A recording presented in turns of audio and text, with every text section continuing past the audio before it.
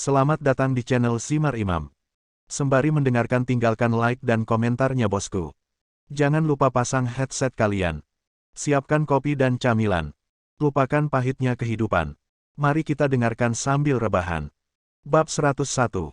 Sebuah buku harian kecil dengan kunci perak menarik perhatian mata Haoren. Gadis ini sangat bosan di kelas sehingga dia menulis di buku harian. Dengan buku harian di tangan, Haoren ragu apakah dia harus membuka dan membacanya. Kunci hiasan kecil itu tidak ada di matanya. Apakah dia menjelek-jelekkan aku di buku hariannya? Haoren penasaran. Atau apakah gadis ini naksir seseorang? Haoren punya firasat buruk tentang itu. Buku harian itu harus berisi rahasia kecil Zhao Yanzi seperti orang-orang dan hal-hal yang dia benci dan sukai. Akan menarik untuk mengetahui tentang mereka. Dipikir-pikir, Haoren mengesampingkan buku harian itu. Bagaimanapun, itu tercela untuk mengintip buku harian Zhao Yanzi. Jika tidak dikunci, aku pasti akan membacanya. Haoren menundukkan kepalanya dan terus menjelajahi laci. Dia menggali dua buku komik seukuran telapak tangan, satu novel roman seukuran saku, majalah hiburan, dan panduan untuk horoskop dan cinta. Dia membaca hal-hal ini di kelas, tidak heran gadis ini memiliki nilai buruk. Haoren membuka novel roman dan dengan cepat kehilangan minat setelah mengetahui bahwa itu adalah cerita klise tentang seorang pria tampan dan seorang gadis cantik. Dia membuka panduan untuk horoskop dan cinta dan menemukan beberapa konten yang ditandai dengan ballpoint. Gadis-gadis seperti dia percaya pada hal-hal seperti itu, pikirnya. Karena dia menemukan begitu banyak rahasia kecil miliknya, Haoren mengulurkan tangannya ke sudut laci, berusaha menemukan lebih banyak. Jepret. Tiba-tiba, sesuatu menggigit jari Haoren. Oh! Teriaknya pada rasa sakit yang luar biasa. Teriakannya menyela ucapan Luo Ying, dan wajahnya berubah pucat. Namun, dia mengendalikan keinginannya untuk mengusir Haoren. Bagaimanapun, dia ada di sana mewakili orang tua Zhao Yanzi, dan penasihat kelas harus menjaga ketenangannya. Haoren menarik tangannya yang gemetaran dari laci meja, dan perangkap tikus besar dengan kuat melekat pada jari-jari tangan kanannya. Jari-jarinya sudah mulai membengkak sedikit. Dengan tangan kirinya, Haoren membuka paksa perangkap dan menemukan secarik kertas yang tersangkut di sana. Paman Bao, kamu mati jika berani menyentuh barang-barangku. Haoren menggertakkan giginya dan mendorong perangkap tikus dan barang-barang lainnya kembali ke laci. Dia tahu dia telah jatuh ke dalam perangkap Zhao Yanzi. Dia tidak menyangka bahwa dia akan cukup berani untuk menyembunyikan perangkap tikus yang sangat kuat di sana. Sambil gemetar dan menggosok jari merah dan bengkaknya, Haoren sangat kesal sehingga dia memiliki keinginan untuk membuka dan membaca buku hariannya. Namun, dia memikirkan jebakannya dan memutuskan untuk tidak melakukannya. Di platform pengajaran, Luo Ying terbakar amarah karena dia melihat perubahan ekspresi dan perilaku aneh Haoren. Zhao Yanzi cukup merepotkan untuknya, dan sekarang bahkan sepupu Zhao Yanzi yang datang ke pertemuan orang tua guru mengganggunya. Pria ini tidak terdiam untuk sesaat. Dia harus menjadi siswa miskin yang tidak bisa masuk universitas papan atas. Pikirnya. Dalam benaknya, Haoren hanya seorang siswa di kelas 12. Dia tidak tahu bahwa yang disebut sepupu Zhao Yanzi adalah seorang mahasiswa di East Ocean University, universitas terbaik di East Ocean City. Poin utama dari pidato aku adalah untuk mendesak kamu agar lebih memperhatikan pelajaran anak-anak kamu dan tidak mengabaikannya ketika kamu fokus pada pekerjaan. Dengan Haoren menggeliat di bawah matanya, Luo Ying tidak berminat untuk memberikan pidato panjang. Sekarang aku akan mengumumkan nilai ujian tengah semester. Aku akan membacakan nama 20 siswa terbaik di kelas kami dan membagikan rapor dari 23 siswa yang tersisa. Mendengar bahwa pertemuan telah memasuki topik utamanya, Haoren mengumpulkan pikirannya dan melihat ke arah Luo Ying. Menilai dari reaksi Zhao Yanzi, dia pasti salah satu siswa yang akan mendapatkan kartu laporan, pikir Haoren. Orang tua lain tampak sedikit gugup. Mereka akan merasa bangga dan terhormat jika nilai anak-anak mereka dibacakan dengan lantang di kelas, dan mereka akan malu jika mereka mendapat rapor karena semua orang akan tahu bahwa anak-anak mereka tidak sebaik pelajaran mereka. Su Jiani. Dia berada di peringkat 0. 1 di kelas kami dan 0. 2 di seluruh kelas 8. Total skornya adalah 798. Matematika 92, Bahasa Cina 87, Bahasa Inggris 96, Kimia 86, Fisika 88, Sejarah 84, Geografi 87, Biologi 88, Politik 90, Luo Ying mengumumkan skor semua tes. Semua orang tua iri dengan skor ini. Tidak diragukan lagi, wanita dengan ekspresi gembira duduk di baris ketiga adalah Ibu Sujiani. Cheng Ming. Dia berada di peringkat 0. 2 di kelas kami dan 0. 6 di seluruh kelas 8. Total skornya adalah 776. Mat 90, Chinese 85. Mendengar nama ini dan skornya, pria parubaya dengan helai rambut abu-abu yang duduk di baris terakhir kedua tampak senang. Semakin banyak orang tua menghela nafas lega ketika Luo Ying terus mengumumkan skor dari 20 siswa teratas. Ketika dia mengumumkan siswa ke-15, pria yang duduk di sebelah Hao Ren begitu bersemangat sehingga dia menggumamkan, "Ya," dan mengayunkan tinjunya untuk menunjukkan kelegaannya. Kemudian, dia mengangguk pada Hao Ren sebagai permintaan maaf atas ledakan kegembiraannya. Luo Ying mengabaikan reaksi orang tua dan terus membaca, "Si Huan."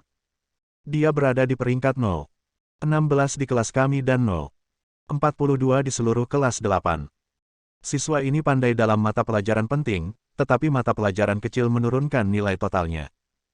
Itu sebabnya kamu sebagai orang tua tidak boleh hanya fokus pada mata pelajaran utama. Matematika 90. Hao Ren telah memberikan semua harapan dan siap untuk menerima kartu laporan Zhao Yanzi ketika Luo Ying membaca, "Zhao Yanzi." Dia berada di peringkat 0. 17 di kelas kami dan 0. 43 di seluruh kelas 8. Total skornya adalah 725. Mat 89, Chinese 91, English 80, Chemistry 81, Physics 82, History 77, Luo Ying membaca skor tanpa ekspresi, tetapi Hao Ren sangat bersemangat sehingga dia tidak bisa mempercayai telinganya. Apakah mereka mengacaukan skornya dengan siswa lain? Pikir Hao Ren. Setelah membacakan skor Zhao Yanzi, Luo Ying menambahkan, Zhao Yanzi mencapai kemajuan terbesar saat ini. Dia melonjak dari posisi ketiga ke-17 di kelas kami, dan peringkatnya di seluruh kelas melonjak dari 0.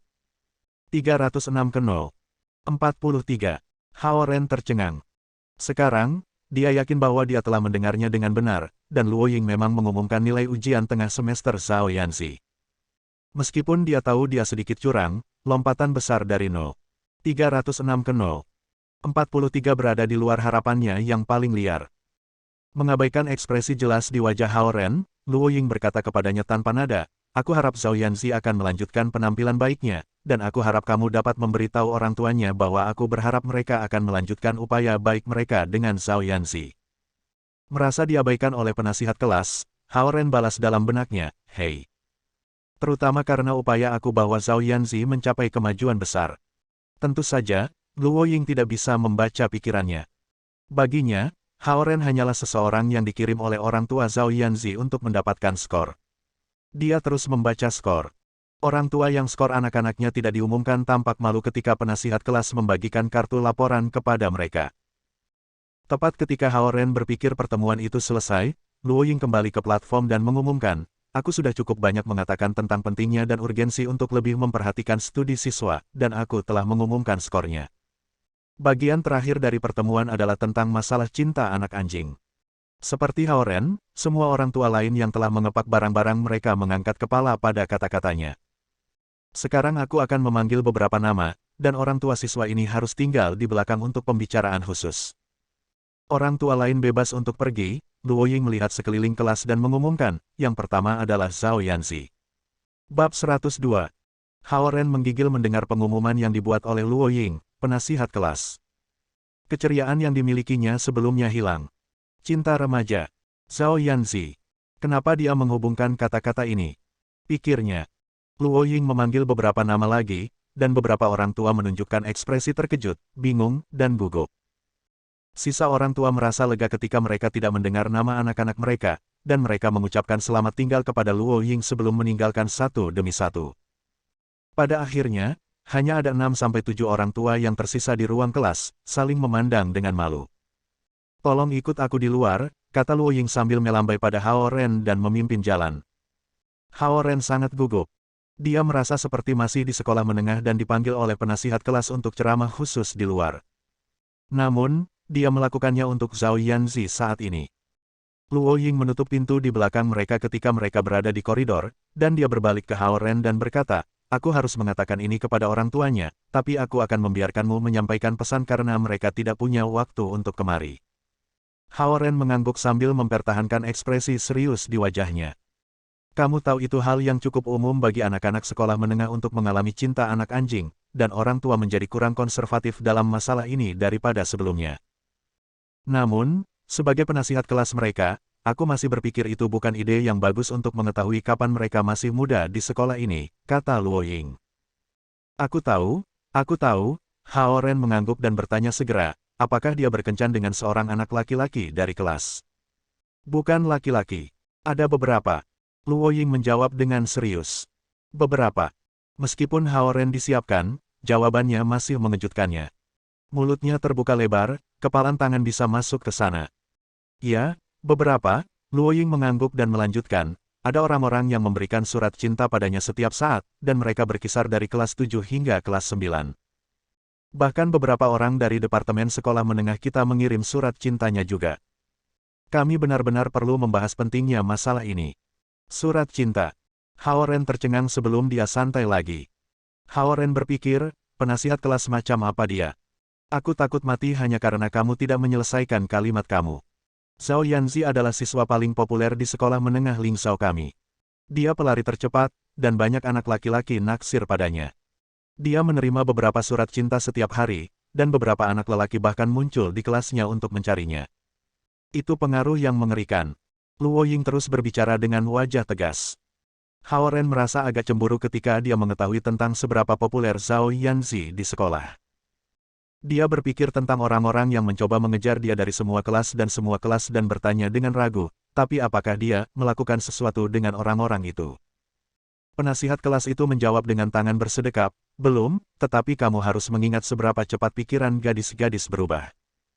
Terutama pada usia ini, sulit untuk terus menolak jika ada anak laki-laki imut setelahnya.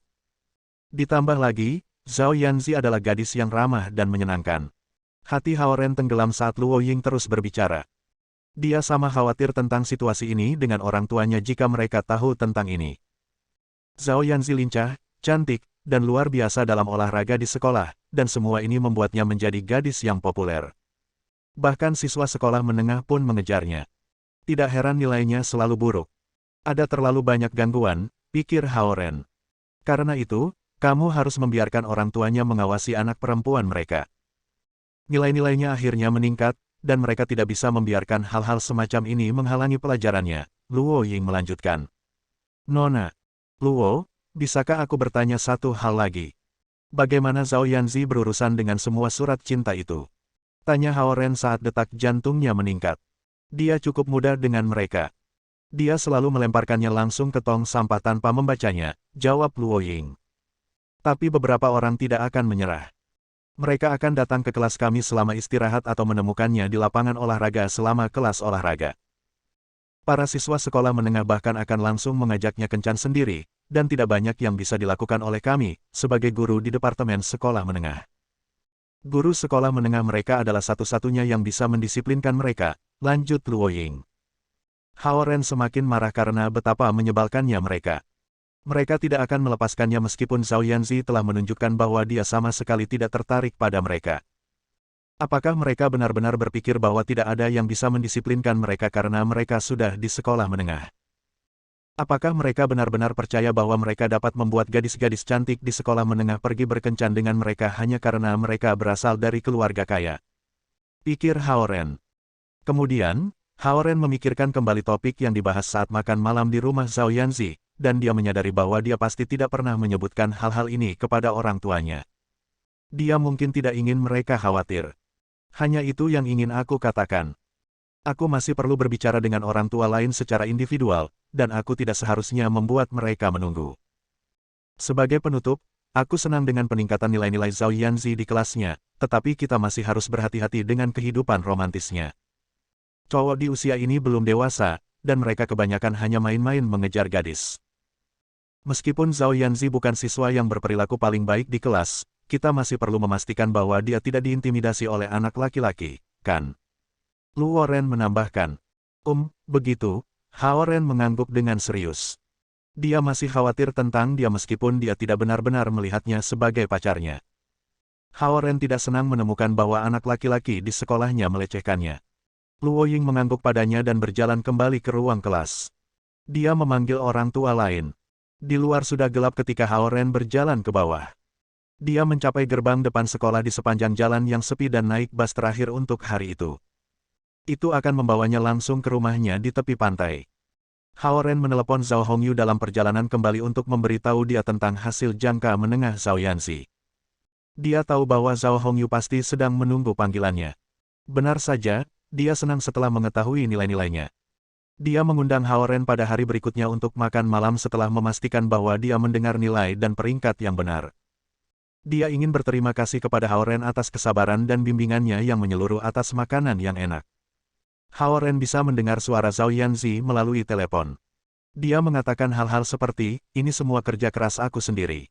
Dan, itu tidak ada hubungannya dengan dia. Sepertinya Zhao Yanxi sedang menunggu panggilan telepon ini karena dia juga khawatir dengan hasil ujiannya.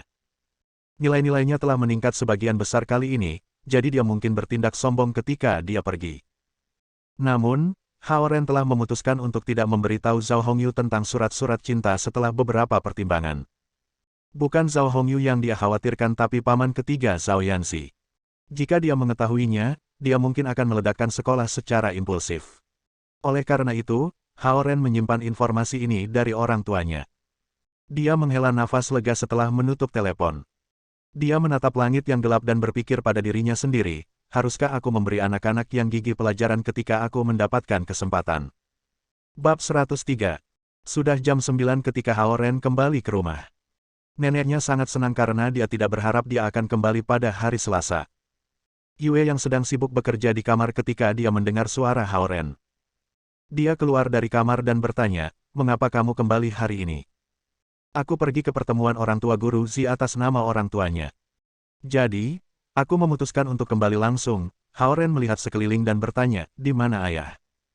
Dia mengambil penerbangan ke Amerika sebelumnya hari ini, jadi dia mungkin masih di pesawat, kata Yue Yang.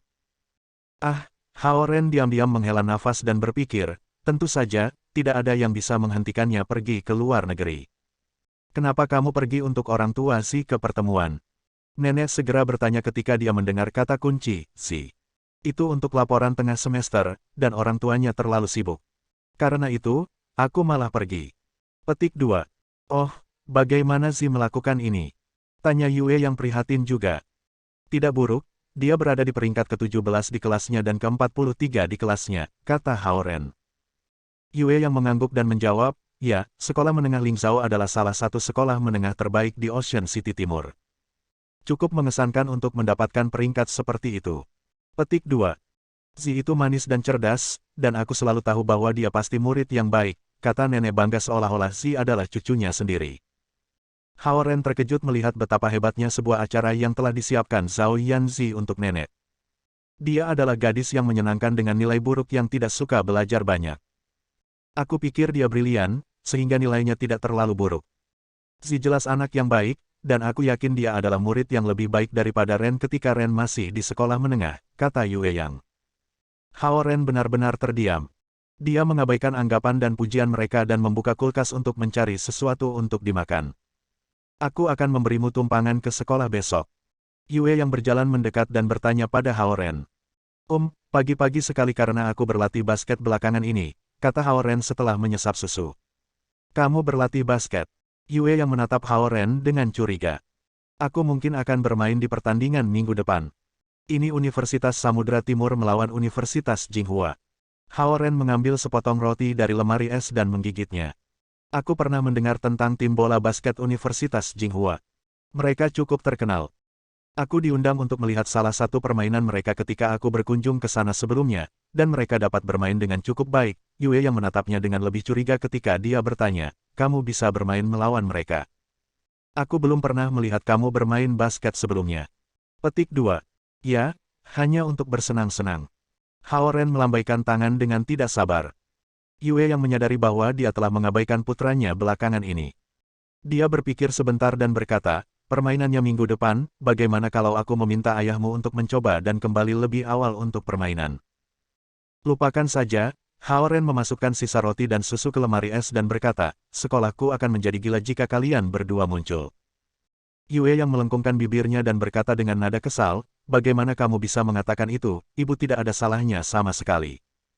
Aku belum pernah melihat kamu bermain jadi aku pikir akan menyenangkan melihatnya minggu depan. Aku akan memastikan bahwa sekolah tidak akan mengiklankannya. Petik 2. Aku bahkan mungkin tidak bisa bermain. Juga, itu akan membuang-buang waktu karena sesuatu mungkin muncul dalam jadwal kamu lagi. Haoren menutup kulkas dan kembali ke ruang tamu. Mengapa anak ini sangat menolak kita? Kami telah mengabaikannya terlalu banyak, pikir Yue yang pada dirinya sendiri ketika dia mengikuti Haoren kembali ke ruang tamu. Ren, aku sangat merindukan si kecil akhir-akhir ini.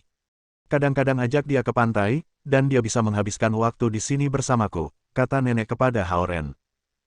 Haoren berpikir, kampung halaman Zhao Yanzi ada di lautan, jadi dia mungkin tidak akan terlalu peduli tentang pantai. Namun, nenek memang merindukannya. Dia menjawab, aku akan pergi ke rumahnya untuk makan malam besok. Aku bisa menelepon dan bertanya apakah kita semua bisa pergi bersama. Petik 2. Bukankah terlalu merepotkan jika seluruh keluarga kita muncul? Tanya Yue Yang. Namun, nenek berteriak, tidak apa-apa. Silakan bertanya. Petik 2. Kemudian, Haoren mengeluarkan ponselnya dan memberitahu Zhao Hongyu tentang ide ini. Dia menyetujuinya segera dan menyambut keluarga Haoren. Haoren memberikan telepon kepada neneknya sehingga dia bisa mengobrol sebentar dengan Zhao Hongyu. Mereka telah saling merindukan karena mereka belum pernah bertemu selama beberapa hari. Yue yang masih memikirkan pertandingan basket dalam seminggu. Dia telah memutuskan untuk meluangkan waktu untuk itu tidak peduli apa. Dia sudah agak longgar pada Haoren sejak dia masih kecil. Namun, setelah dia dan Hao Zonghua dimarahi di rumah Zhao Yanzi oleh nenek terakhir kali, ada beberapa perubahan dalam pikirannya. Dia menyadari bahwa mereka perlu lebih memperhatikan Haoren sebagai orang tua. Aku akan pergi dengan Zonghua tanpa memberitahu sekolah, ini hanya pertandingan basket. Kita seharusnya tidak mendapat banyak perhatian, dia berpikir pada dirinya sendiri. Haoren kembali ke kamarnya setelah nenek menutup telepon dengan Zhao Hongyu. Dia kembali berharap menghabiskan beberapa waktu dengan orang tuanya hari ini, tetapi ayahnya pergi ke Amerika tanpa sepatah kata pun, yang membuatnya agak kesal. Haoren tidak pernah merasakan sesuatu yang istimewa karena orang tuanya yang hebat. Ada terlalu banyak orang tua yang sibuk di dunia karena itu sama untuk orang tua Zhao Yanzi. Namun, meskipun Yue Yang dan Hao Zonghua didedikasikan untuk karir sains mereka dan telah memenangkan banyak hadiah, mereka belum menghasilkan banyak uang, bahkan tidak sebanyak pemilik bisnis di kota berukuran sedang. Mereka hanya menjual tempat mereka di pusat kota dengan harga yang bagus untuk membeli rumah ini di tepi pantai ketika ekonomi sedang tidak baik. Hal yang baik adalah bahwa pekerjaan mereka agak stabil meskipun bayaran rendah. Itu cukup untuk mendukung keluarga ini. Haoren kembali ke kamarnya dan membuka jendela yang menghadap ke pantai. Dia mengolah roh konsentrasi gulir selama 2 jam di bawah sinar bulan saat dia menyerap elemen air yang relatif berat di dekatnya. Dia mampu memuluskan meridiannya dengan instruksi Suhan dan mempercepat laju penyerapannya. Malam berlalu dengan tenang disertai dengan suara ombak. Yue yang mengantar Haoren ke sekolah pada pukul 5 pagi ketika di luar sudah cerah. Dia mengendarai Ford putih Hao Zonghua yang sangat cocok dengannya. Meski begitu, dia masih mengemudi dengan takut-takut di bawah 60 km/jam. Saat berbelok, dia akan memotong kecepatannya menjadi 2. Kecepatan yang dia tuju bahkan lebih lambat daripada wanita di sepeda motor mereka yang pergi berbelanja.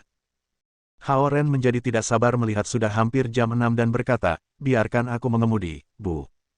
Tidak apa-apa, aku mengemudi lebih aman, Yue yang menemukan dirinya alasan. Aman dari apa? Tidak ada mobil lain di jalan pada jam ini. Baiklah, berhenti saja, kata Haoren. Yue yang menepi ke tepi jalan perlahan. Seorang ilmuwan kelas dunia seperti dirinya bahkan tidak berani melaju lebih dari 60 km/jam. Haoren keluar dari kursi penumpang dan masuk ke kursi pengemudi sementara Yue yang beralih ke kursi penumpang. Kak.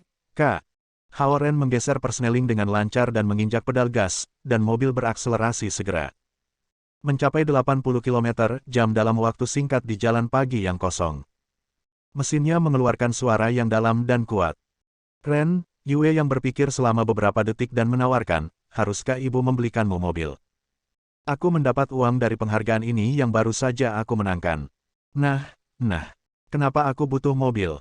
Tidak mudah bagi kamu untuk memenangkan penghargaan itu. Penelitian seperti itu akan memakan waktu 3 hingga 6 tahun, Haoren langsung menolak tawarannya. Nenek dan aku akan langsung pergi ke rumah Zi untuk makan malam hari ini. Kamu bisa datang setelah kelas kamu, kata Yue Yang. Oke, Hao Ren mengangguk saat mengemudi. Yue Yang tiba-tiba menyadari bahwa putranya telah tumbuh dewasa saat dia menyaksikannya mengemudi dengan tenang di bawah sinar matahari pagi.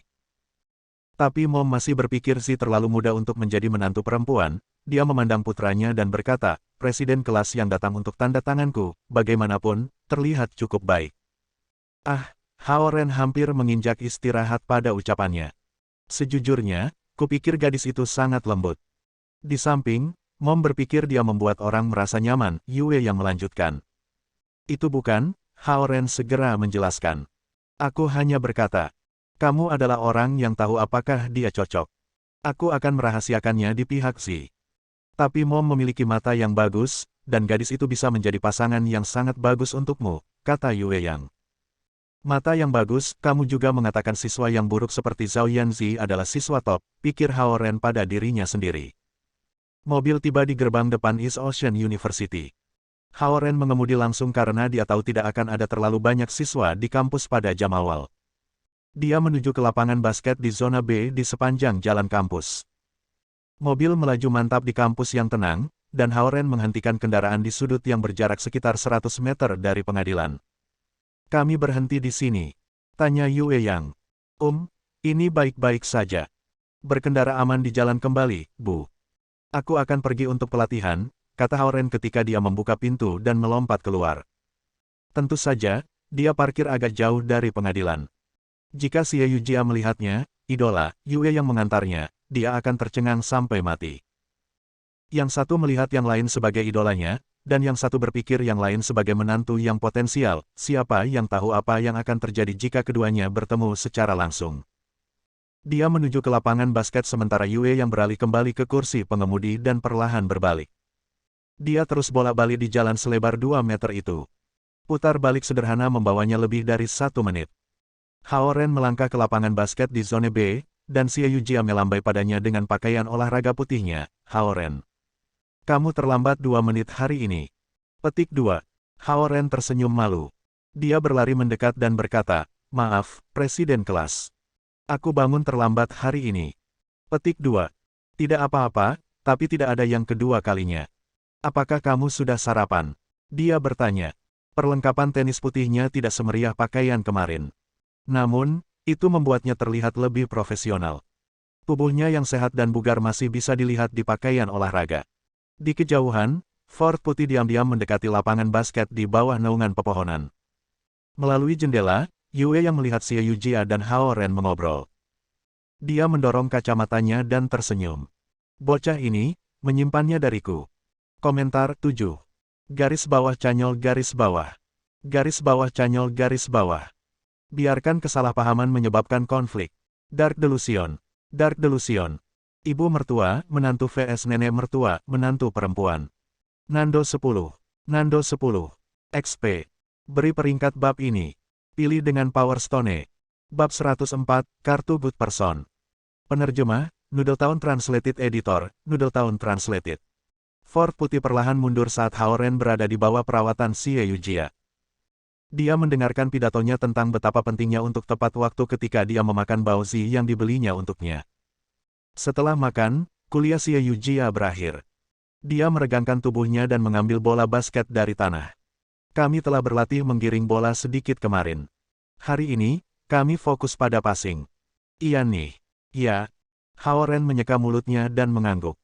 Kunci untuk melewati adalah penilaian arah dan penggunaan jari-jari kamu. Kartu pas standar dibuat oleh jari kamu, bukan dari telapak tangan kamu. Pergelangan tangan kamu harus cepat dan fleksibel selama proses ini. Xie Yujia mendemonstrasikan dengan bola di tangannya saat dia berbicara. Dia bahkan terlihat lebih energi dan cantik dari kemarin di perlengkapan tenis putihnya. Ketika dia menunjukkan lewat, tubuhnya bergerak bolak-balik. Rambutnya diledakkan oleh angin, dan itu terlihat sama menyegarkannya seperti angin. Tubuh mungilnya di bawah pakaian olahraga tenis yang menyegarkan adalah pemandangan yang menyenangkan karena pepohonan di belakangnya adalah latar belakangnya. Xie Yujia menghentikan demonstrasi ketika dia melihat tatapan Hao Ren.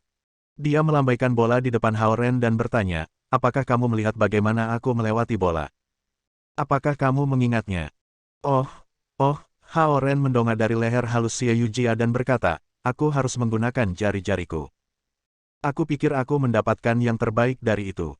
Oke, cobalah. Xie Yujia meletakkan bola basket di tangan Hao Ren dan mundur beberapa langkah sambil berkata, berikan padaku.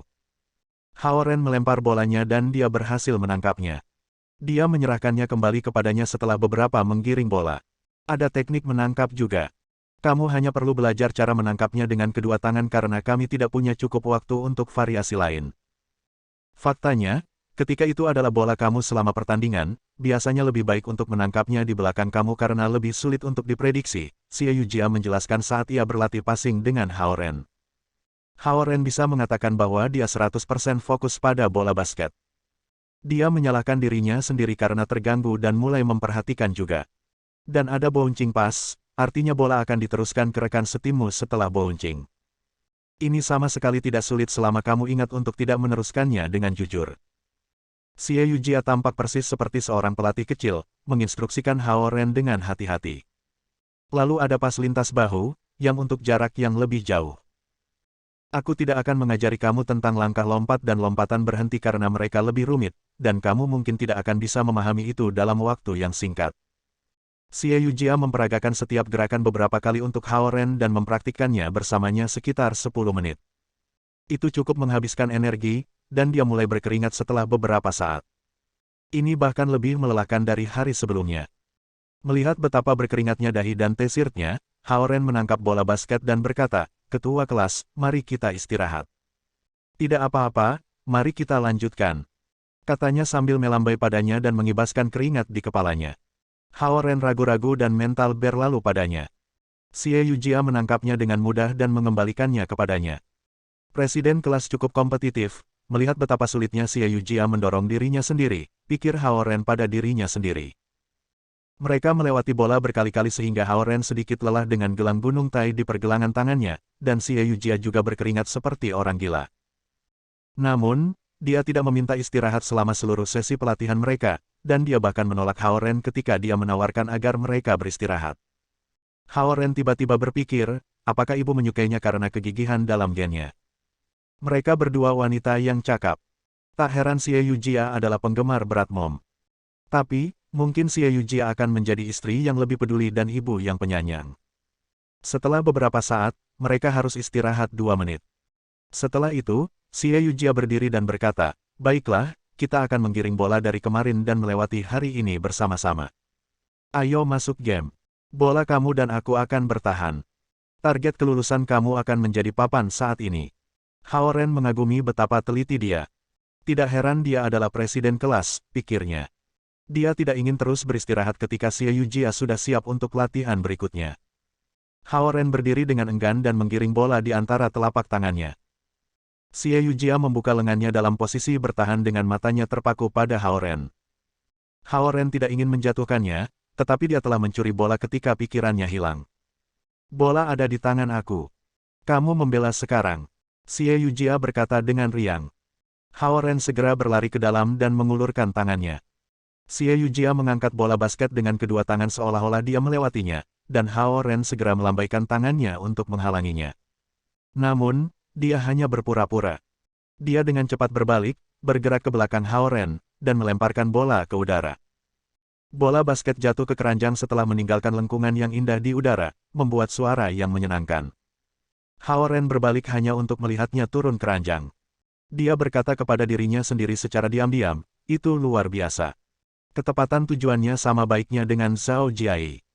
Selain itu, reaksi cepat dan gerakannya yang halus juga tetap melekat di kepala Hao Ren. Ini kerugian besar karena dia tidak bergabung dengan tim bola basket wanita, tapi bagaimanapun, gairahnya tidak di bola basket, pikirnya. Xie Yujia bertepuk tangan dengan ceria dan melemparkan bola kembali ke Hao Ren saat dia berkata, "Sekali lagi." Tidak pernah cukup untuk mempermalukan aku, Hao Ren berpikir dalam hati, alhamdulillah tidak ada orang di jalan dekat ini pagi-pagi sekali. Kalau tidak, terlalu memalukan untuk dikalahkan oleh seorang gadis seperti ini di lapangan basket. Dia mempersiapkan dirinya lagi, dan Xie Yujia tidak bisa mencuri bola darinya saat ini. Dia juga mengangkat kedua lengannya untuk bergerak. Xie Yujia tidak setinggi Hao Ren, jadi dia dengan cepat mengangkat tangannya juga. Hao Ren, di sisi lain, tiba-tiba membungkuk, berbalik, menggiring bola dan menembak bola. Hao Ren menyalin gerakannya, dan bola mengetuk papan. Meskipun dia tidak mencetak gol, itu masih merupakan umpan sukses. Xie Yujia berbalik dan mendorong punggung Hao Ren. "Hei, itu cukup bagus," katanya. Hao Ren tertawa ketika dia melihat gadis ceria yang memiliki senyum cerah di wajahnya. Dia tiba-tiba memahami perasaan nyaman yang ibunya sebutkan tentangnya. "Tapi jangan biarkan itu sampai ke kepalamu. Mari kita coba lagi." Dia berlari mengambil bola dan melemparkannya ke arahnya. Hao Ren masih memikirkan apa yang terjadi.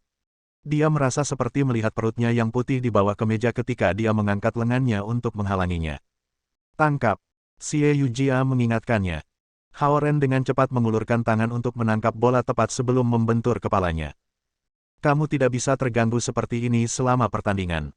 Silakan," kata Xie Yujia dan siap untuk bertahan.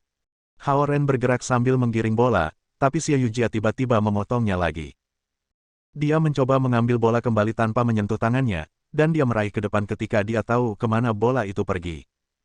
Namun, Xie Yujia tiba-tiba mengubah jalannya, dan tangan Hao Ren tidak bisa menyentuh bola.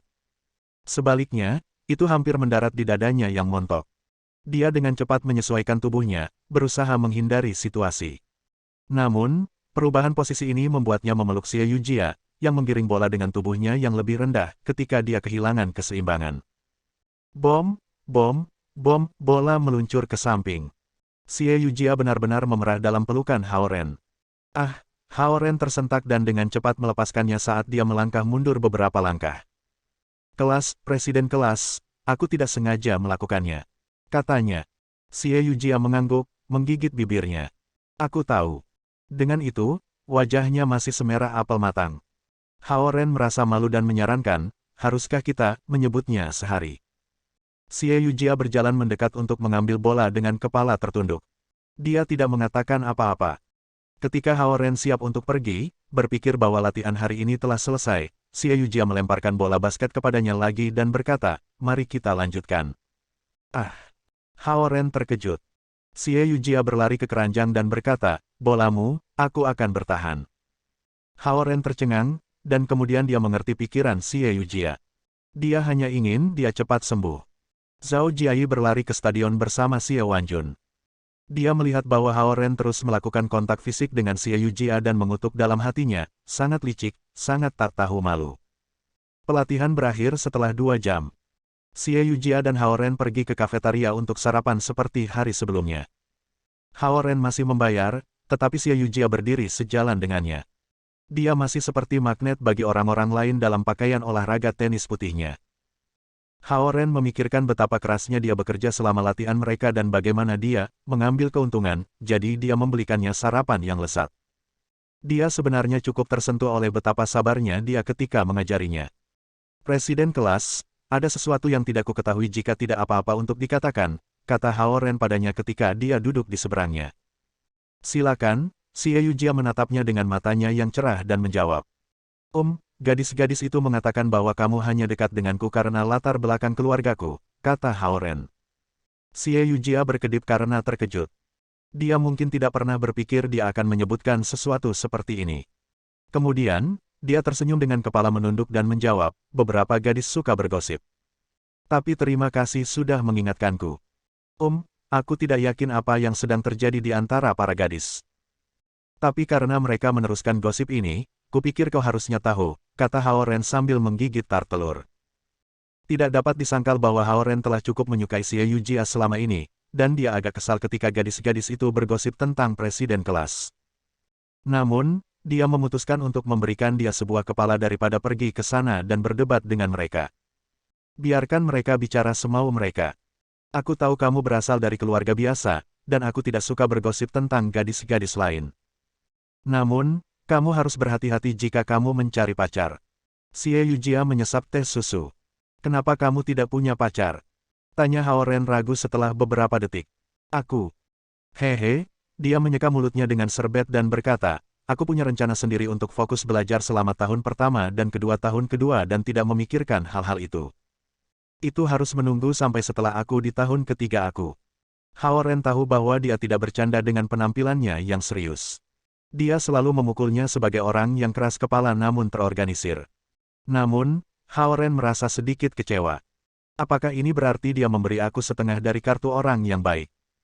Dia bertanya pada dirinya sendiri. Mereka masing-masing kembali ke asrama untuk berganti pakaian setelah sarapan. Keduanya tersenyum satu sama lain ketika mereka bertemu di kelas jam 10 mereka. Zhao Jiayi tidak ada kelas pagi itu, jadi latihannya berlangsung sampai siang hari. Di bawah pelatihan intensif yang diberikan Xie Wanjun kepadanya, Zhao Jiayi bahkan terlalu lelah untuk berbicara. Tim basket menyiksamu, Zhao Jiayi.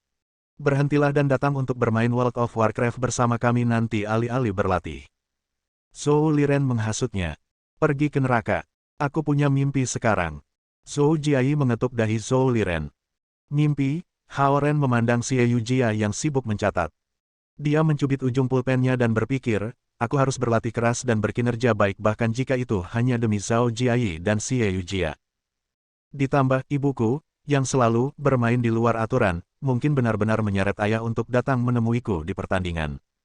Bab 104. Fort Putih perlahan mundur saat Hao Ren berada di bawah perawatan Xie Yujia. Dia mendengarkan pidatonya tentang betapa pentingnya untuk tepat waktu ketika dia memakan baozi yang dibelinya untuknya. Setelah makan, kuliah Xie Yujia berakhir. Dia meregangkan tubuhnya dan mengambil bola basket dari tanah. Kami telah berlatih menggiring bola sedikit kemarin. Hari ini, kami fokus pada passing. Iya nih. Ya. Hao Ren menyeka mulutnya dan mengangguk. Kunci untuk melewati adalah penilaian arah dan penggunaan jari-jari kamu. Kartu pas standar dibuat oleh jari kamu, bukan dari telapak tangan kamu. Pergelangan tangan kamu harus cepat dan fleksibel selama proses ini. Xie Yujia mendemonstrasikan dengan bola di tangannya saat dia berbicara. Dia bahkan terlihat lebih energi dan cantik dari kemarin di perlengkapan tenis putihnya. Ketika dia menunjukkan lewat, tubuhnya bergerak bolak-balik. Rambutnya diledakkan oleh angin, dan itu terlihat sama menyegarkannya seperti angin. Tubuh mungilnya di bawah pakaian olahraga tenis yang menyegarkan adalah pemandangan yang menyenangkan karena pepohonan di belakangnya adalah latar belakangnya. Xie Yujia menghentikan demonstrasi ketika dia melihat tatapan Hao Ren. Dia melambaikan bola di depan Hao Ren dan bertanya, apakah kamu melihat bagaimana aku melewati bola? Apakah kamu mengingatnya? Oh, Hao Ren mendongak dari leher halus Xie Yujia dan berkata, aku harus menggunakan jari-jariku. Aku pikir aku mendapatkan yang terbaik dari itu. Petik 2. Oke, cobalah. Xie Yujia meletakkan bola basket di tangan Hao Ren dan mundur beberapa langkah sambil berkata, berikan padaku. Hao Ren melempar bolanya dan dia berhasil menangkapnya. Dia menyerahkannya kembali kepadanya setelah beberapa menggiring bola. Ada teknik menangkap juga. Kamu hanya perlu belajar cara menangkapnya dengan kedua tangan karena kami tidak punya cukup waktu untuk variasi lain. Faktanya, ketika itu adalah bola kamu selama pertandingan, biasanya lebih baik untuk menangkapnya di belakang kamu karena lebih sulit untuk diprediksi, Xie Yujia menjelaskan saat ia berlatih passing dengan Hao Ren. Hao Ren bisa mengatakan bahwa dia 100% fokus pada bola basket. Dia menyalahkan dirinya sendiri karena terganggu dan mulai memperhatikan juga. Dan ada bouncing pass, artinya bola akan diteruskan ke rekan setimmu setelah bouncing. Ini sama sekali tidak sulit selama kamu ingat untuk tidak meneruskannya dengan jujur. Xie Yujia tampak persis seperti seorang pelatih kecil, menginstruksikan Hao Ren dengan hati-hati. Lalu ada pas lintas bahu, yang untuk jarak yang lebih jauh. Aku tidak akan mengajari kamu tentang langkah lompat dan lompatan berhenti karena mereka lebih rumit, dan kamu mungkin tidak akan bisa memahami itu dalam waktu yang singkat. Xie Yujia memperagakan setiap gerakan beberapa kali untuk Hao Ren dan mempraktikkannya bersamanya sekitar 10 menit. Itu cukup menghabiskan energi, dan dia mulai berkeringat setelah beberapa saat. Ini bahkan lebih melelahkan dari hari sebelumnya. Melihat betapa berkeringatnya dahi dan tesirnya, Hao Ren menangkap bola basket dan berkata, ketua kelas, mari kita istirahat. Tidak apa-apa, mari kita lanjutkan. Katanya sambil melambai padanya dan mengibaskan keringat di kepalanya. Hao Ren ragu-ragu dan mental berlalu padanya. Xie Yujia menangkapnya dengan mudah dan mengembalikannya kepadanya.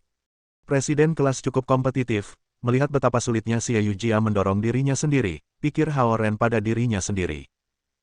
Mereka melewati bola berkali-kali sehingga Hao Ren sedikit lelah dengan gelang gunung Tai di pergelangan tangannya, dan Xie Yujia juga berkeringat seperti orang gila. Namun, dia tidak meminta istirahat selama seluruh sesi pelatihan mereka, dan dia bahkan menolak Hao Ren ketika dia menawarkan agar mereka beristirahat. Hao Ren tiba-tiba berpikir, apakah ibu menyukainya karena kegigihan dalam gennya. Mereka berdua wanita yang cakap. Tak heran Xie Yujia adalah penggemar berat mom. Tapi, mungkin Xie Yujia akan menjadi istri yang lebih peduli dan ibu yang penyayang. Setelah beberapa saat, mereka harus istirahat 2 menit. Setelah itu, Xie Yujia berdiri dan berkata, baiklah, kita akan menggiring bola dari kemarin dan melewati hari ini bersama-sama. Ayo masuk game. Bola kamu dan aku akan bertahan. Target kelulusan kamu akan menjadi papan saat ini. Hao Ren mengagumi betapa teliti dia. Tidak heran dia adalah presiden kelas, pikirnya. Dia tidak ingin terus beristirahat ketika Xie Yujia sudah siap untuk latihan berikutnya. Hao Ren berdiri dengan enggan dan menggiring bola di antara telapak tangannya. Xie Yujia membuka lengannya dalam posisi bertahan dengan matanya terpaku pada Hao Ren. Hao Ren tidak ingin menjatuhkannya, tetapi dia telah mencuri bola ketika pikirannya hilang. Bola ada di tangan aku. Kamu membela sekarang. Xie Yujia berkata dengan riang. Hao Ren segera berlari ke dalam dan mengulurkan tangannya. Xie Yujia mengangkat bola basket dengan kedua tangan seolah-olah dia melewatinya, dan Hao Ren segera melambaikan tangannya untuk menghalanginya. Namun, dia hanya berpura-pura. Dia dengan cepat berbalik, bergerak ke belakang Hao Ren, dan melemparkan bola ke udara. Bola basket jatuh ke keranjang setelah meninggalkan lengkungan yang indah di udara, membuat suara yang menyenangkan. Hao Ren berbalik hanya untuk melihatnya turun keranjang. Dia berkata kepada dirinya sendiri secara diam-diam, itu luar biasa. Ketepatan tujuannya sama baiknya dengan Zhao Jiai. Selain itu, reaksi cepat dan gerakannya yang halus juga tetap melekat di kepala Hao Ren. Ini kerugian besar karena dia tidak bergabung dengan tim bola basket wanita, tapi bagaimanapun, gairahnya tidak di bola basket pikirnya. Xie Yujia bertepuk tangan dengan ceria dan melemparkan bola kembali ke Hao Ren saat dia berkata, sekali lagi. Tidak pernah cukup untuk mempermalukan aku, Hao Ren berpikir dalam hati, alhamdulillah tidak ada orang di jalan dekat ini pagi-pagi sekali. Kalau tidak, terlalu memalukan untuk dikalahkan oleh seorang gadis seperti ini di lapangan basket. Dia mempersiapkan dirinya lagi, dan Xie Yujia tidak bisa mencuri bola darinya saat ini. Dia juga mengangkat kedua lengannya untuk bergerak. Xie Yujia tidak setinggi Hao Ren, jadi dia dengan cepat mengangkat tangannya juga. Hao Ren, di sisi lain, tiba-tiba membungkuk, berbalik, menggiring bola dan menembak bola. Hao Ren menyalin gerakannya, dan bola mengetuk papan. Meskipun dia tidak mencetak gol, itu masih merupakan umpan sukses. Xie Yujia berbalik dan mendorong punggung Hao Ren. Hei, itu cukup bagus, katanya. Hao Ren tertawa ketika dia melihat gadis ceria yang memiliki senyum cerah di wajahnya. Dia tiba-tiba memahami perasaan nyaman yang ibunya sebutkan tentangnya. Tapi jangan biarkan itu sampai ke kepalamu. Mari kita coba lagi. Dia berlari mengambil bola dan melemparkannya ke arahnya. Hao Ren masih memikirkan apa yang terjadi. Dia merasa seperti melihat perutnya yang putih di bawah kemeja ketika dia mengangkat lengannya untuk menghalanginya. Tangkap! Xie Yujia mengingatkannya. Hao Ren dengan cepat mengulurkan tangan untuk menangkap bola tepat sebelum membentur kepalanya. Kamu tidak bisa terganggu seperti ini selama pertandingan. Silakan, kata Xie Yujia dan siap untuk bertahan. Hao Ren bergerak sambil menggiring bola, tapi Xie Yujia tiba-tiba memotongnya lagi. Dia mencoba mengambil bola kembali tanpa menyentuh tangannya, dan dia meraih ke depan ketika dia tahu kemana bola itu pergi. Namun, Xie Yujia tiba-tiba mengubah jalannya, dan tangan Hao Ren tidak bisa menyentuh bola. Sebaliknya, itu hampir mendarat di dadanya yang montok. Dia dengan cepat menyesuaikan tubuhnya, berusaha menghindari situasi. Namun, perubahan posisi ini membuatnya memeluk Xie Yujia, yang menggiring bola dengan tubuhnya yang lebih rendah ketika dia kehilangan keseimbangan. Bom, bola meluncur ke samping. Xie Yujia benar-benar memerah dalam pelukan Hao Ren. Hao Ren tersentak dan dengan cepat melepaskannya saat dia melangkah mundur beberapa langkah. Presiden kelas, aku tidak sengaja melakukannya, katanya. Xie Yujia mengangguk, menggigit bibirnya. Aku tahu. Dengan itu, wajahnya masih semerah apel matang. Hao Ren merasa malu dan menyarankan, haruskah kita menyebutnya sehari? Xie Yujia berjalan mendekat untuk mengambil bola dengan kepala tertunduk. Dia tidak mengatakan apa-apa. Ketika Hao Ren siap untuk pergi, berpikir bahwa latihan hari ini telah selesai, Xie Yujia melemparkan bola basket kepadanya lagi dan berkata, mari kita lanjutkan. Ah! Hao Ren terkejut. Xie Yujia berlari ke keranjang dan berkata, bolamu, aku akan bertahan. Hao Ren tercengang, dan kemudian dia mengerti pikiran Xie Yujia. Dia hanya ingin dia cepat sembuh. Zhao Jiayi berlari ke stadion bersama Xie Wanjun. Dia melihat bahwa Hao Ren terus melakukan kontak fisik dengan Xie Yujia dan mengutuk dalam hatinya, sangat licik, sangat tak tahu malu. Pelatihan berakhir setelah 2 jam. Xie Yujia dan Hao Ren pergi ke kafetaria untuk sarapan seperti hari sebelumnya. Hao Ren masih membayar, tetapi Xie Yujia berdiri sejalan dengannya. Dia masih seperti magnet bagi orang-orang lain dalam pakaian olahraga tenis putihnya. Hao Ren memikirkan betapa kerasnya dia bekerja selama latihan mereka dan bagaimana dia mengambil keuntungan, jadi dia membelikannya sarapan yang lezat. Dia sebenarnya cukup tersentuh oleh betapa sabarnya dia ketika mengajarinya. Presiden kelas, ada sesuatu yang tidak kuketahui jika tidak apa-apa untuk dikatakan, kata Hao Ren padanya ketika dia duduk di seberangnya. Silakan, Xie Yujia menatapnya dengan matanya yang cerah dan menjawab. Gadis-gadis itu mengatakan bahwa kamu hanya dekat denganku karena latar belakang keluargaku, kata Hao Ren. Xie Yujia berkedip karena terkejut. Dia mungkin tidak pernah berpikir dia akan menyebutkan sesuatu seperti ini. Kemudian, dia tersenyum dengan kepala menunduk dan menjawab, beberapa gadis suka bergosip. Tapi terima kasih sudah mengingatkanku. Aku tidak yakin apa yang sedang terjadi di antara para gadis. Tapi karena mereka meneruskan gosip ini, kupikir kau harusnya tahu, kata Hao Ren sambil menggigit tar telur. Tidak dapat disangkal bahwa Hao Ren telah cukup menyukai Xie Yujia selama ini, dan dia agak kesal ketika gadis-gadis itu bergosip tentang presiden kelas. Namun, dia memutuskan untuk memberikan dia sebuah kepala daripada pergi ke sana dan berdebat dengan mereka. Biarkan mereka bicara semau mereka. Aku tahu kamu berasal dari keluarga biasa, dan aku tidak suka bergosip tentang gadis-gadis lain. Namun, kamu harus berhati-hati jika kamu mencari pacar.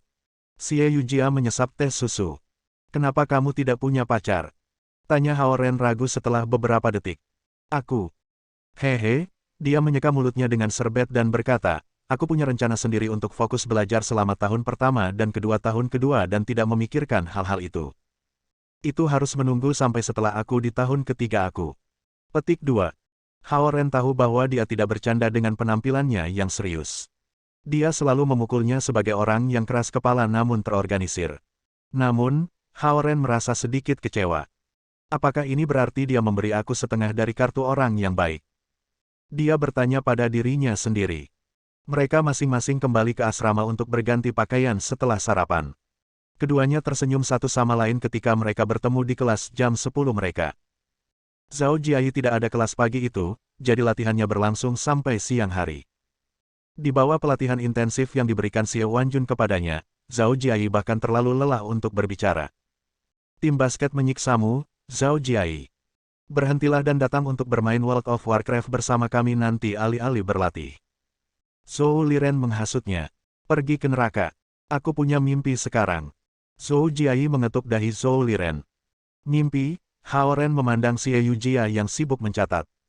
Dia mencubit ujung pulpennya dan berpikir, aku harus berlatih keras dan berkinerja baik bahkan jika itu hanya demi Zhao Jiayi dan Xie Yujia. Ditambah, ibuku, yang selalu bermain di luar aturan, mungkin benar-benar menyeret ayah untuk datang menemuiku di pertandingan. Bab 105. Sehari penuh kelas berlalu dengan cepat, dan gelap sebelum Hao Ren menyadarinya. Dia meletakkan buku-bukunya di asramanya dan menuju ke rumah Zhao Yanzi dengan bas. Hao Ren tidak pergi ke kantor Suhan karena dia punya hal lain untuk dilakukan pada sore hari. Dia tidak bermaksud mengganggunya terlalu banyak karena dia harus fokus pada kultivasinya juga. Mendapatkan instruksi 1 atau 2 kali olehnya dapat menyelamatkan Hao Ren lebih dari 100 hari kultivasi. Namun, hubungan mereka sebenarnya adalah polisi dan kriminal, sehingga Hao Ren tidak berani berenang ke jaringnya sepanjang waktu. Ibu dan neneknya sudah ada di sana ketika Hao Ren tiba di tempat Zhao Yanzi. Zhao Hongyu sedang memasak di dapur dengan bantuan nenek. Meskipun Yue yang tidak pandai melakukan pekerjaan rumah, dia masih mencoba membantu di sana. Mereka bertiga tampaknya bersenang-senang. Zhao Yanzi terus berlari di antara dapur dan ruang tamu untuk memeriksa apa yang ada di menu. Dia ingin bergabung dengan mereka karena penasaran, tetapi dapur itu terlalu kecil untuk menampung mereka berempat. Karena itu, Zhao Hongyu terus mengusirnya. Zhao Guang cukup santai hari ini. Dia duduk dengan nyaman di sofa, menonton TV. Ketika dia melihat Hao Ren datang, Zhao Guang melambai padanya. Zhao Yanzi juga melihat Hao Ren ketika dia keluar dari dapur, dan dia segera memasang wajahnya yang marah untuk menunjukkan bahwa dia tidak disambut. Ren ada di sini. Tanya Zhao Hongyu saat dia berjalan keluar dari dapur, menyeka keringat dari dahinya. Maaf membuat kamu sangat kesulitan, Bibi, kata Hao Ren. Tidak apa-apa. Sangat menyenangkan memiliki semua orang di sini, dan aku sangat merindukan nenek kamu karena aku belum melihatnya selama berhari-hari. Aku senang ketika kamu menelepon tentang makan malam, dia menyekat tangannya di celemeknya dan berkata dengan ceria. Sepertinya dia akhirnya menyelesaikan desain yang sedang dikerjakannya dan Zhao Guang pasti berhasil mengundang penatua mu dari hutan King Feng. Mungkin itulah alasan mengapa mereka berdua tampak sangat senang hari ini. Ada yang bisa aku bantu? Hao Ren berdiri dari sofa dan bertanya. Tidak, ibumu dan nenekmu cukup membantu. Zhao Hongyu tersenyum dan berkata, duduk sebentar, dan makan malam akan segera siap. Si mendapat nilai bagus kali ini semua berkat kamu. Ini kerja kerasnya sendiri, kata Hao Ren sopan. Zhao Yanzi melompat juga dan berteriak, tepat. Ini semua kerja keras aku, dan dia sama sekali tidak banyak membantu. Zhao Hongyu memutar matanya ke arah Zhao Yanzi dan kembali ke dapur. Kamu. Zhao Yanzi datang ke Hao Ren dan bertanya, apakah kamu membaca laci aku di pertemuan orang tua guru? Melihat betapa muka dia, pikir Hao Ren, aku bahkan tidak menyalahkanmu karena mencoba membunuh tunanganmu. Apakah kamu mencoba menangkap pencuri atau membunuh aku? Kemudian, Hao Ren berkata dengan ringan, tidak, aku hanya membereskan semuanya sementara aku ada di sana. Aku menemukan 2 buku komik dan majalah gosip. Zhao Yanzi mengangkat alisnya karena terkejut dan segera menutup mulut Hao Ren. Zhao Guang, yang sedang menonton TV di samping Hao Ren, perlahan-lahan menoleh ke Zhao Yanzi dan bertanya, oh, kamu membaca yang ada di kelas? Tidak, tidak. Zhao Yanzi menggelengkan kepalanya seperti drum pelet. Oh, kesalahanku. Awalnya aku berada di kursi yang salah, dan itu ada di laci orang itu. Aku bertanya-tanya bagaimana mungkin seorang siswa yang rapi seperti Zi akan memiliki meja yang berantakan. Hao Ren menatapnya dan berkata, apakah kamu masih berpikir bahwa aku pergi melalui laci kamu? Zhao Yanzi tahu dengan jelas bahwa dia bermaksud menggodanya, tetapi dia tidak bisa mengatakan apa-apa. Dada kecilnya naik dan turun saat dia mengisap dengan marah saat dia duduk di sisi lain sofa. Nenek dan Yue yang berjalan keluar dari dapur pada saat itu. Nenek tersenyum lembut ketika dia melihat Zhao Yanzi dan Hao Ren saling memandang dari kedua sisi Zhao Guang. Hehe, makan malam akan siap sebentar lagi, katanya. Boom, ada suara guntur di luar rumah. Ah, kenapa hujan sekarang? Nenek melihat keluar dan berkata dengan suram. Bu, tekanan tropis bergerak ke arah timur akhir-akhir ini, dan udara lembab yang hangat naik. Itu sebabnya cuaca cerah di siang hari dan lebih mungkin turun hujan di malam hari. Namun, hujan tidak akan bertahan lama, Yue yang menjelaskan dengan nyaman saat dia meletakkan piring di meja makan.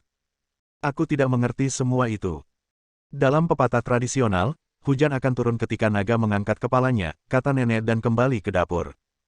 Yue yang menggelengkan kepalanya sambil tersenyum dan mengikutinya ke dapur.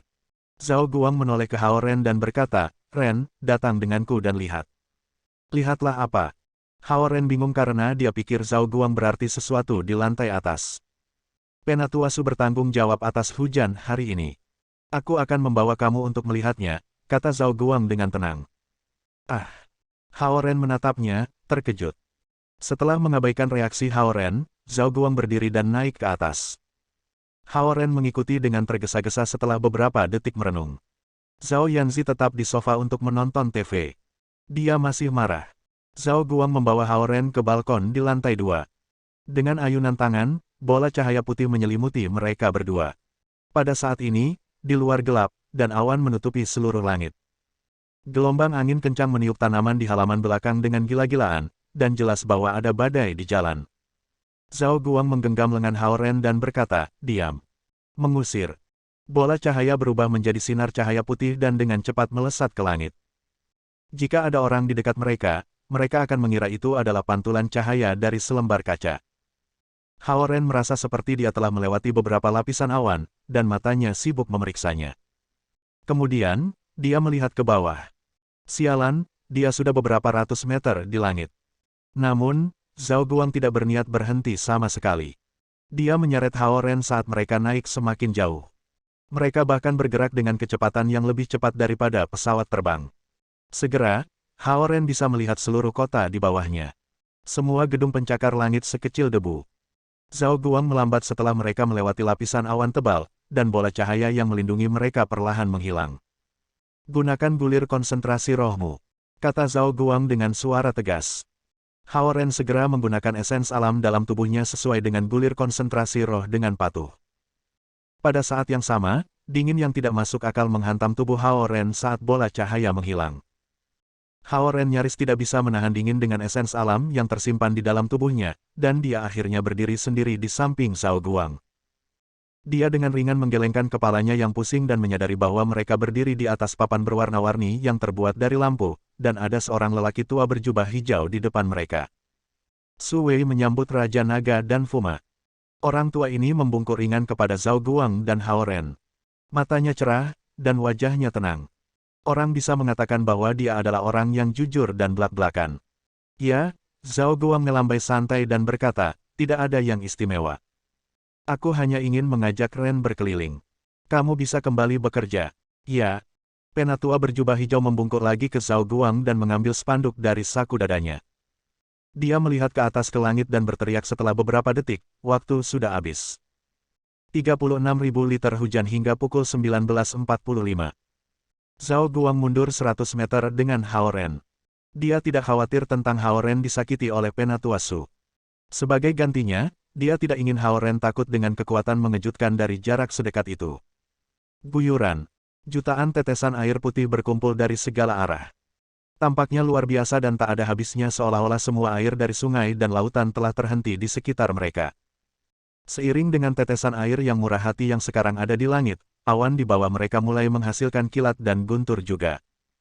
Sinar lampu kilat naik menembus awan seperti ular, dan mereka membuat suara keras menabrak setiap kali mereka bertemu satu sama lain. Hao Ren hampir tuli karena suara keras.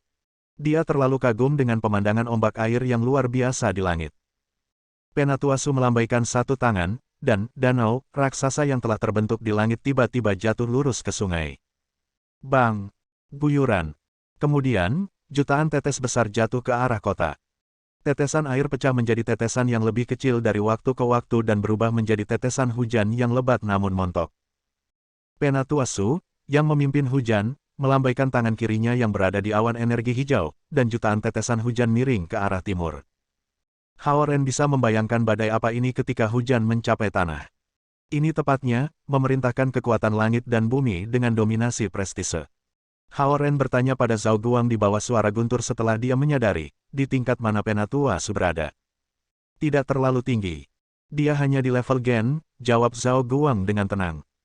Qian, Kun, Sun, Dui, Gen, Zhen, Li, Kan, Hao Ren melafalkan level di hatinya. Level Gen memang tidak setinggi itu. Bahkan Lu Qing ada di tingkat Kun. Kemudian, dia menyadari bahwa bahkan jika seorang master level Gen dapat menyebabkan efek yang mencengangkan, seperti apa seorang master level Qian untuk menerapkan tekniknya. Zhao Guang tidak memperhatikan ekspresi wajah Hao Ren. Dia melanjutkan, beberapa tetua bertanggung jawab untuk menghasilkan curah hujan secara bergantian. Mereka harus setidaknya berada di level Zen untuk melakukannya. Level Z tidak stabil, namun dia bersikeras untuk mencoba terakhir kali, dan itu menyebabkan seluruh insiden. Petik 2. Hao Ren mengangguk dan berpikir pada dirinya sendiri, aku tidak akan berdiri di sini jika bukan karena kesalahan Zhao Yanzi terakhir kali. Dia berpikir Penatua Su terlihat sangat mengesankan ketika mengarahkan hujan. Kekuatannya cukup untuk mengosongkan danau raksasa. Kapan aku bisa sekuat dia, pikir Hao Ren saat dia menggunakan gulir konsentrasi roh untuk mempertahankan kehangatannya. Waktunya makan. Ayo kembali. Zhao Guang menciptakan bola cahaya lain dengan mudah dan berlari ke bawah bersama Hao Ren. Kecepatan menurun bahkan lebih cepat daripada kecepatan naik. Hao Ren merasa seperti dia jatuh langsung dari langit. Itu lebih menakutkan daripada turbo tetes yang dia alami di taman hiburan. Hao Ren membuka matanya dan merasa seperti sedang dilempar ke tanah seperti bom. Tiba-tiba, dia menyadari bahwa tidak ada olahraga ekstrim yang bisa mengasyikkan baginya setelah ini. Bahkan Zhao Guang dapat dengan mudah mengambil nyawanya dengan membiarkannya pergi dari ketinggian seperti itu, apalagi paman ketiga Zhao Yanzi yang adalah orang paling kuat di dunia manusia. Hao Ren tidak akan bisa tetap hidup bahkan jika dia mengolah gulir konsentrasi roh ke Max. Hao Ren menggigil memikirkan hal ini, dengan ayah mertua yang kuat seperti dia, dan sekelompok tetua yang kuat yang sangat peduli tentang Zhao Yanzi, beraninya seorang Fuma seperti aku bahkan melihat gadis-gadis lain. Ledakan. Zhao Guang dan Hao Ren mendarat di balkon, tidak menyebabkan kerusakan pada rumah. Hao Ren memeriksa pakaiannya dan mendapati dirinya benar-benar kering. Mereka turun ke ruang makan, dan Zhao Hongyu baru saja menata semua piring.